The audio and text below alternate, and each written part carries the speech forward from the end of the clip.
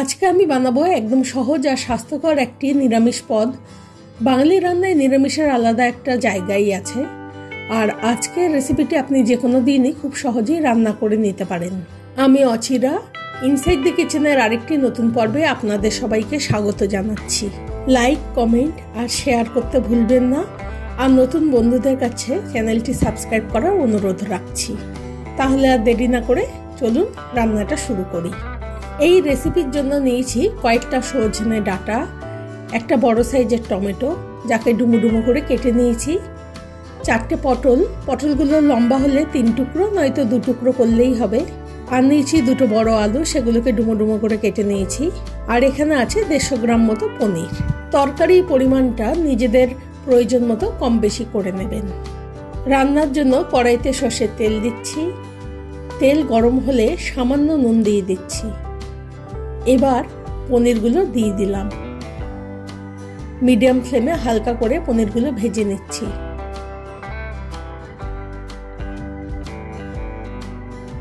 ভাজা হয়ে গেছে, উঠিয়ে নিচ্ছি। ওই তেলেই প্রথমে পটল দিচ্ছি, কারণ পটলগুলো ঠিকঠাক ভাজা না হলে খেতে ভালো লাগে না। পটলগুলো 2 মিনিট মতো ভেজে নিয়ে এখন আলুর টুকরোগুলো দিয়ে দিচ্ছি। নুন দিচ্ছি, হলুদ দিলাম। এখন আলু আর পটলগুলোকে একসাথে ভাজতে থাকবো।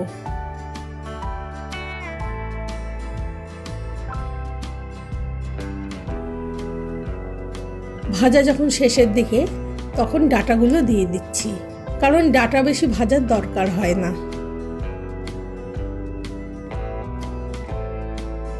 সবজিগুলো ঠিকঠাক ভাজা হয়ে গেছে, উঠিয়ে নিচ্ছি। কড়াইতে রান্নার জন্য আবার তেল দিয়ে দিচ্ছি কিছুটা। ফোড়নে দিচ্ছি শুকনো লঙ্কা, একটা তেজপাতাকে 2 ভাগ করে, আর 5 ফোড়ন।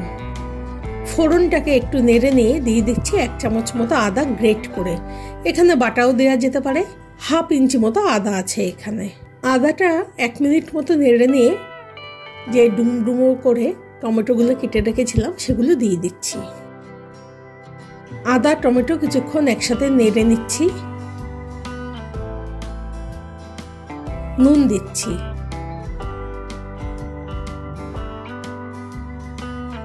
এক চামচের 4 ভাগের 1 ভাগ হলুদ গুঁড়ো, লাল লঙ্কার গুঁড়ো দিয়ে দিচ্ছি, আর দিচ্ছি 1/2 চামচ জিরে আর ধনে গুঁড়ো। সব উপকরণ একসাথে মিশিয়ে নিচ্ছি।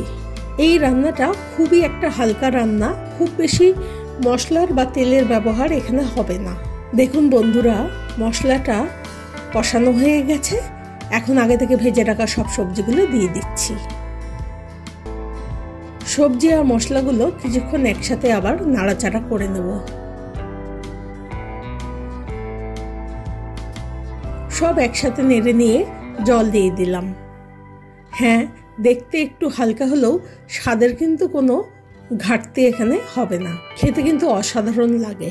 জল দেওয়ার পরে সবজিগুলো কিছুক্ষণ নেড়ে নিয়ে ঝোলটা এখন ফুটতে দেবো। কাঁচা লঙ্কা দিলাম, ঢাকা দিয়ে রাখছি লো ফ্লেম করে। প্রায় 15 মিনিট হয়ে গেছে, সবজিগুলো সব সেদ্ধ হয়ে গেছে। এখন আগে থেকে ভেজে রাখা পনিরগুলো দিয়ে দিচ্ছি, কারণ পনির বেশি সেদ্ধ হলে ভেঙে যেতে পারে, তাই পরে দিলাম। এখন পনিরগুলোকে সবজির সাথে মিশিয়ে নিচ্ছি। নুনটা কম লাগলো তাই স্বাদ মতো নুন দিয়ে দিচ্ছি। 1/2 চামচ চিনি দিচ্ছি, যেহেতু নিরামিষ রান্না চিনি দিলে স্বাদটা ভালো হবে।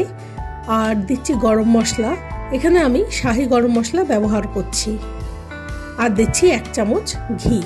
সব একসাথে মিশিয়ে নিয়ে লো ফ্লেমে 3 থেকে 4 মিনিট ঢাকা দিয়ে রাখছি। তৈরি হয়ে গেছে নিরামিষ ডাঁটা পনিরের তরকারি। গরমকালে এই তরকারিটা খেতে খুবই ভালো লাগে। দেখলেন তো, খুবই সিম্পল একটা রান্না। যারা এইরকমভাবে খাননি তারা একবার ট্রাই করতে পারেন। দুর্দান্ত খেতে লাগে কিন্তু। রেসিপিটা দেখার জন্য অসংখ্য ধন্যবাদ।